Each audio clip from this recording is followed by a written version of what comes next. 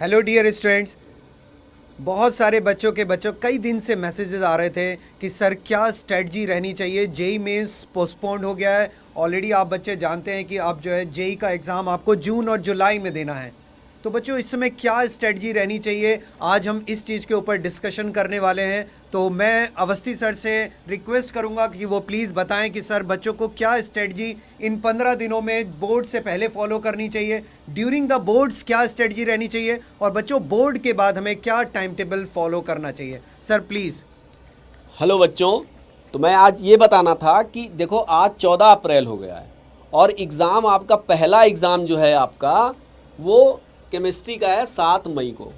तो ये स्ट्रेटजी ये होनी चाहिए कि आज 14 अप्रैल है, 14 अप्रैल से लेकर के 30 अप्रैल तक आपको जो फोकस करना है वो सभी सब्जेक्ट्स पर फोकस करना है और स्पेशली टर्म 2 का जो 12th का सिलेबस है उस पर आप फोकस करेंगे।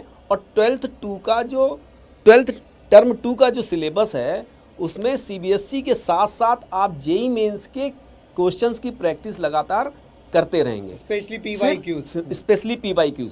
और फिर उसके बाद जब आपके पास 1 मई से लेकर के 7 मई का टाइम होगा 30 अप्रैल के बाद, तो उसके बाद केवल केमिस्ट्री के टर्म 2 के फोकस पर आपको, टर्म 2 के सिलेबस पर आपको मेनली फोकस करना है।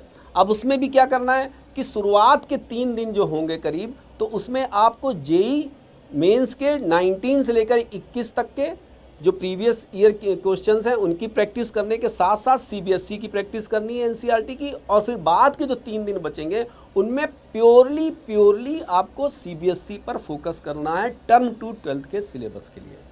फिर उसके बाद जब आपके पास क्या होगा कि उसके बाद इंग्लिश का पेपर है 13 मई को, तो इसका मतलब है कि उसमें भी 5-6 दिन का गैप हो गया। अब उसमें क्या है कि अब फिजिक्स का पेपर जो होना है वो 20 मई को होना है, तो इसका मतलब है 10-12 दिन है। तो उसमें भी क्या करना है, 7 तारीख के बाद से आपको 10 तारीख तक फिर वैसे ही करना है कि फिजिक्स को भी थोड़ा थोड़ा पढ़ना है, साथ ही साथ इंग्लिश के। और फिर बाद के 2 दिन कंप्लीटली आप इंग्लिश को देंगे सीबीएसई के लिए।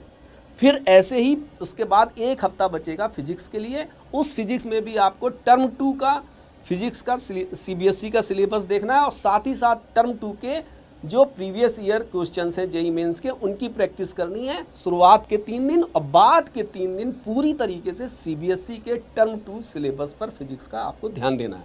और 20 मई के बाद आपका 7 जून को जाकर के मैथ्स का पेपर होगा। तो उसके लिए आशीष सर प्लीज़ आप बताएं कुछ। बिल्कुल सर, जैसा आपने बताया सेम स्ट्रेटजी बच्चों मैथ्स के लिए भी रखनी है कि जो आपको टाइम मिल रहा है उस टाइम को डिवाइड कीजिए। मतलब प्रिपरेशन ऐसी होनी चाहिए कि जब आप टर्म 2 के टॉपिक्स पढ़ रहे हो तो उनको आप मेंस लेवल तक लेके जाइए, उनको थोड़ा कॉम्पिटिटिव लेवल की भी प्रैक्टिस करिए और प्रीवाईक्यू सॉल्व कीजिए, ताकि आपका बोर्ड के साथ साथ जो है वो मेंस की भी प्रिपरेशन हो जाए। और लास्ट में जब आपके मेंस के 15 डेज बचेंगे, जब आपका बोर्ड ओवर हो जाएगा बच्चों, तो इसका एडवांटेज आपको वहाँ पे मिलेगा। आपको फिर टर्म 2 को स्पेशली अलग से प्रैक्टिस करने की ज़रूरत नहीं पड़ेगी। उस समय आपकी स्टडी ये रहनी चाहिए कि आप लोग टर्म 1 के टॉपिक और जो 11th क्लास है पूरी तरीके से उस पर फोकस करें। तो आपको अभी जो बच्चों ये टाइम टेबल बनाना है फाइनली, है ना, मैं कंक्लूड करता हूँ। अभी 15 डेज में आप लोग क्या करेंगे, टर्म 2 के टॉपिक्स को पूरा 100% कीजिए, सीबीएसई लेवल पे भी और जेई लेवल पे भी। उसके बाद ड्यूरिंग द बोर्ड्स भी टाइम निकालिए बच्चों, केमिस्ट्री का हो, फिजिक्स का हो, मैथ्स का पेपर हो, थोड़ा थोड़ा जेई मेंस के प्रैक्टिस ज़रूर रखिए, टच में रखिए टॉपिक्स को। और लास्ट में जेई मेंस से पहले जून का जो आपके पास बच्चों 15 डेज़ का टाइम मिलेगा उसमें भी आप 11th को ज़्यादा टाइम देंगे और टर्म 1 के जो टॉपिक्स हैं उनको टाइम देंगे। ये स्ट्रेटजी आप लोग फॉलो कीजिए, आप लोग 100% जेई मेंस में बेस्ट रिजल्ट लेके आओगे। Thank you very much and all the best. Thank you very much. Best of luck.